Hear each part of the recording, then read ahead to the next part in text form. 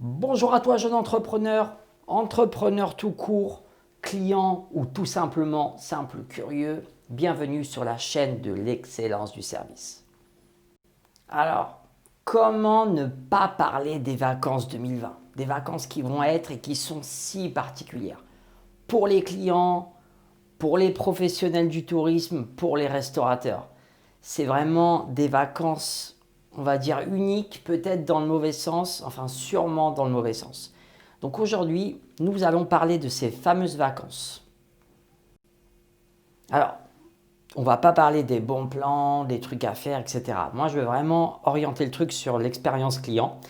Et je sais que ça va être un peu, on va dire, culotté de dire ça, mais j'estime que ces vacances peuvent être également une grosse opportunité pour les professionnels du tourisme. Alors, c'est vrai que quand on voit ce qui se passe un peu en France, dans le monde, on peut se dire, ouais, mais elle est où l'opportunité? Et j'avoue, c'est vrai, c'est compliqué de tilter ça tout de suite. Alors, cette vidéo va faire écho à l'article que j'ai rédigé sur l'excellence-du-service.com, qui est mon blog. Donc, je t'invite à y faire un tour en cliquant sur le lien qui est juste en dessous. Donc, clique, consulte et surtout abonne-toi à la chaîne YouTube. Alors, sans surprise, les vacances 2020 pour les Français vont se passer majoritairement en France. Il y a eu beaucoup de sondages, en fait, beaucoup de chiffres. Moi, j'en ai retenu un. C'est que 60% des Français vont quand même partir en vacances. Bon, c'est un peu moins que l'année précédente, mais c'est quand même un bon score et c'est vrai que c'est dur de faire l'impasse quand même sur les grandes vacances d'été. Là où c'est vraiment différent, c'est que 87% des Français vont passer les vacances dans l'Hexagone, donc sans quitter les frontières de la France. Alors, c'est quand même un tiers, d'habitude c'est un tiers des Français qui passent les vacances à l'étranger. Alors on peut se dire, c'est tout à fait normal. Pour moi, il y a deux contraintes qui font ça. C'est tout d'abord, il y a quand même l'effet psychologique, c'est qu'on a un peu peur du virus, c'est complètement légitime de quitter la France. Mais il y a aussi l'effet politique et les différentes contraintes menées par d'autres pays, d'autres gouvernements. Je prends un exemple tout bête, par exemple, on a la Bosnie-Herzégovine où il y a une quarantaine qui est imposée à tout touriste. C'est vrai que quand vous partez 2 semaines en vacances, passer 2 semaines en quarantaine, c'est pas top. Mais voilà, on a tous besoin de vacances, on en a bavé pendant le confinement et on a besoin d'espace vert. Surtout les citadins, pendant le confinement, c'est vrai qu'ils ont eu plus de mal que d'autres, surtout ceux qui n'ont pas pu se barrer dans les résidences secondaires. On a un peu besoin de prendre l'air.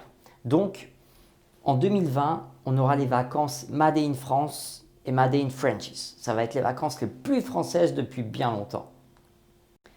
Alors on peut se dire finalement que tout va bien, qu'il y aura plus de Français qui vont profiter de la France, que les restaurateurs vont avoir beaucoup de monde, mais leur situation est vraiment délicate et je ne parle même pas de l'avant-vacances. En fait, il y a deux choses à savoir.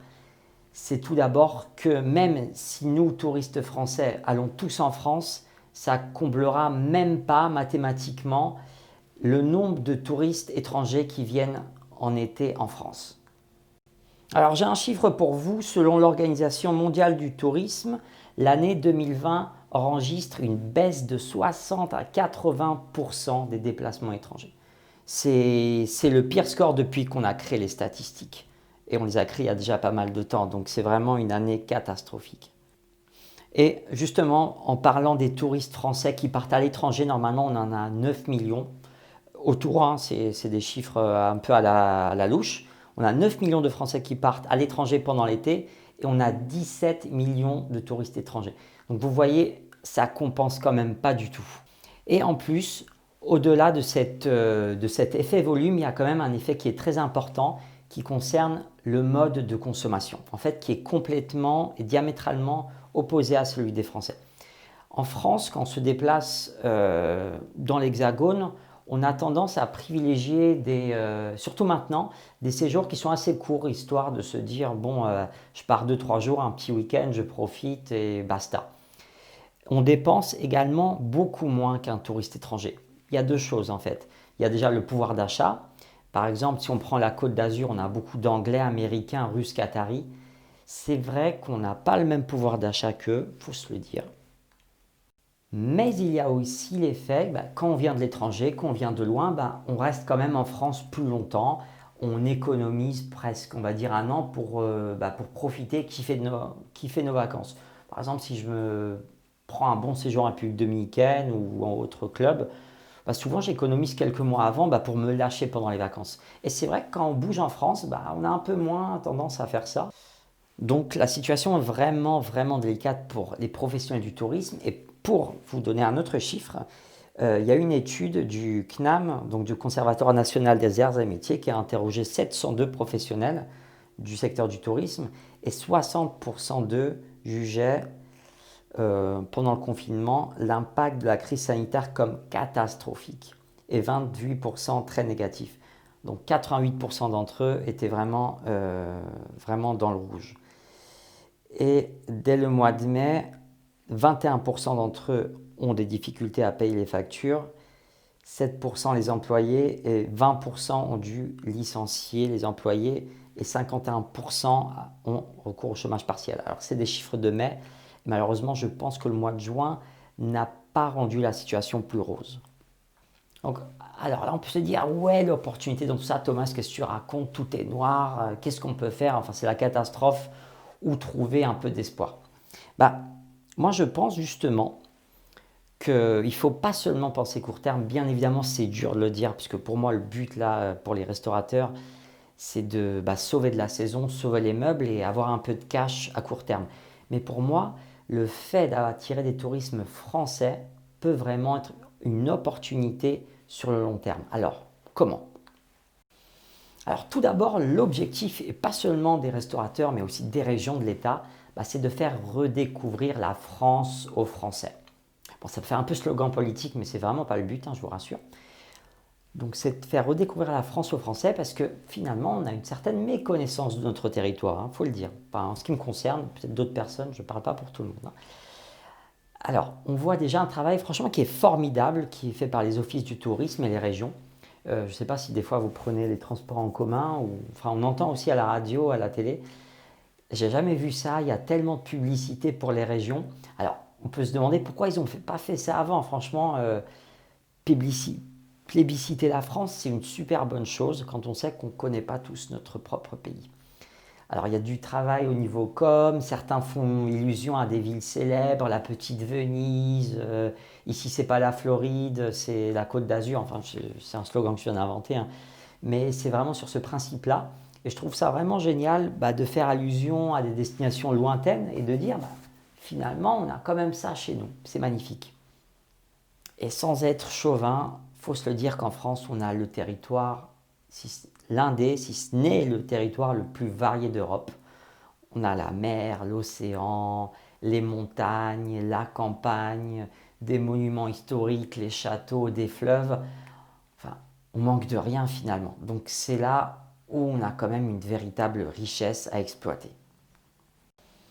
Et il y en a vraiment pour tous les goûts. Je ne sais pas si vous voyez les reportages, il y en a beaucoup qui passent à la télé en ce moment, que ce soit sur Capital, les infos, etc. Il y en a vraiment pour tous les goûts. Découverte gastronomique, la France idéale quand même. Sportif, calanque, Ardèche, kayak, plongée, enfin montagne, il y a vraiment de tout. Croisière sur les fleuves, sur la Loire, et pourquoi pas. Vous avez la montagne aussi en été, magnifique, il y a vraiment tout ce qu'il faut. L'océan, le surf, ou juste se promener, visiter.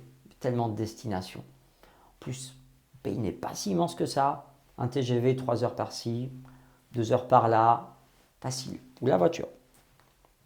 Donc c'est là où pour moi il y a vraiment une carte à jouer. Une carte à jouer dans quel sens? Pour moi, c'est vraiment l'opportunité du siècle de fidéliser les Français à la France. Et c'est là où les professionnels ont un rôle crucial. Je m'explique. Alors tout d'abord, bien évidemment, il faut attirer le client immédiatement pour remplir les caisses, faire du cash. Mais pour moi, la fidélisation, il faut justement penser à ce mot, va se faire par l'expérience client. Si vous proposez une expérience client qui va être unique, pourquoi pas attirer ce client de nouveau, pas forcément l'été prochain, mais par exemple l'hiver, le printemps. Au lieu de le faire partir à l'autre bout du monde, vous allez lui prouver qu'en France, on a de très belles choses. Et finalement, peut-être que le client qui viendra chez vous cet été par défaut, parce qu'il n'a pas pu partir ailleurs, va vivre une superbe expérience et va revenir. Et avant de revenir, il va sûrement parler à ses amis, ses proches. Les réseaux sociaux, maintenant, vous le savez très bien, je le dis partout, tout va très vite. Les campings. C'est ultra simple, mais en fait, si vous regardez bien ce secteur, il a vraiment su procurer de nouvelles choses au fil des années. On était sur des campings basiques. Et justement, ce secteur a su se réinventer, proposer un peu plus de premium, répondre vraiment aux besoins des clients.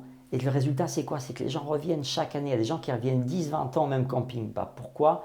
Parce qu'ils adorent l'expérience. C'est vrai que ça ne plaît pas à tout le monde, je le conçois, mais l'exemple est parfait. Parce que c'est quelque chose de tout simple. Et finalement, les gens sont fidèles parce que l'expérience que leur apporte le camping, ça leur correspond. Et c'est justement là-dessus, on a un superbe levier de fidélisation.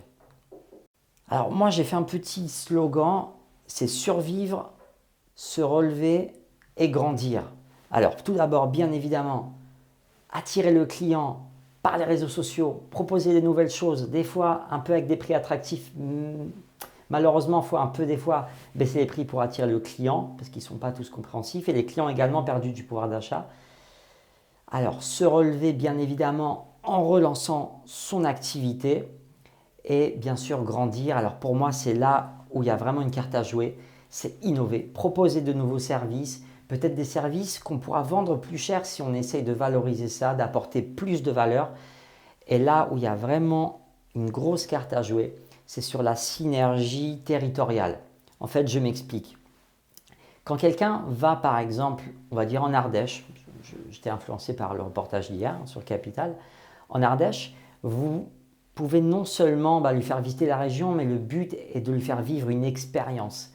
Le but pour moi est vraiment de travailler cette synergie, on va dire, locale, où par exemple différents acteurs vont promouvoir les petits producteurs locaux, les loueurs de vélos.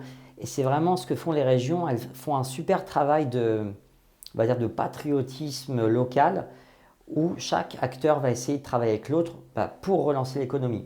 Qu'est-ce que ça peut être? J'ai vu un truc super sympa. Déjà, les régions, pour inciter les clients à rester, le touriste à rester plus longtemps, ils vont offrir par exemple des locations de vélos gratuits si le touriste passe plus d'une semaine. Donc voilà, on peut contrer un peu cette habitude française de rester peu de temps en France par des choses. Bien sûr, il y a le budget à mettre, c'est sûr, il faudra mettre du budget sur la table, mais ça fait vivre aussi les commerçants locaux. Autre chose, par exemple, pour les restaurateurs, je sais que beaucoup le font déjà, mais bien sûr, favoriser les producteurs locaux. C'est une chose tout bête, mais par exemple, en mettant sur la carte, comme on dit, le name dropping, c'est-à-dire, je ne sais pas, le bœuf de Christophe, par exemple, désolé de l'exemple un peu bête, mais ça permettra justement de justifier certaines hausses de tarifs par le fait que la qualité soit supérieure, par le fait que le produit est frais, vient du commerçant local. En France, on est beaucoup attaché à ces valeurs-là, donc je pense que c'est vraiment une carte à jouer sur l'économie locale. Et pour conclure, qu'est-ce que je peux vous dire de plus que pour moi, l'expérience client est encore une fois le principal levier pour se sortir de la crise, pour se différencier, pour attirer les clients et surtout pour les fidéliser. Avec l'expérience client, une synergie locale, mobilisation régionale, je pense qu'il y a vraiment une carte à jouer pour se sortir de cette crise. Et bien sûr, il ne faut pas attendre d'autres crises sanitaires pour le faire. Bon, j'espère que cette vidéo vous a plu. C'est une prise de position de ma part, je l'assume. Si vous avez des questions, des réactions, des témoignages aussi à faire pour vos vacances 2020, partagez-les surtout en commentaire. Faites un tour sur le blog et sur les autres réseaux sociaux. Je partage d'autres types de contenus. Voilà, merci à vous et pour ceux qui ont encore des vacances, passez de bonnes vacances et surtout bon courage aux restaurateurs, aux professionnels du tourisme, aux hôteliers et soutenons-les tous.